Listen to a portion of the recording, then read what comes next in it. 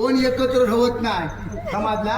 वैते कुराडी येतो सांजवान सकाळ माने तोडून आता एकत्र राहतात. बाका पोट बसायचं. त्यासाठी संस्कार चांगले लागतात. आणि आमच्या चांगले नाव काय हो? आता ते तुम्हाला माहित.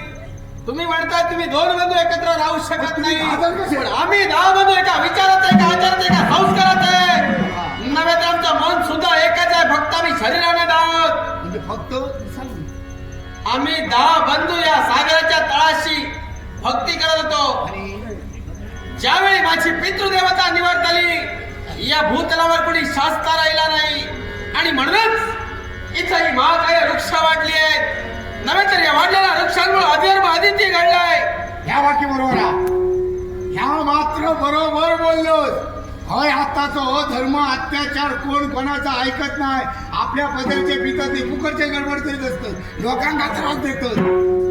आता तेच झालंय.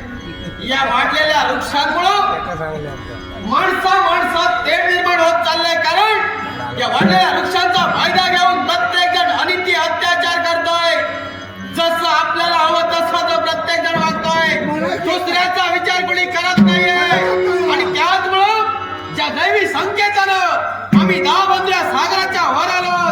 अर्थात इथाचा पुन्हा एकदा सुशासन करण्यासाठी आम्ही सज्ज आहोत.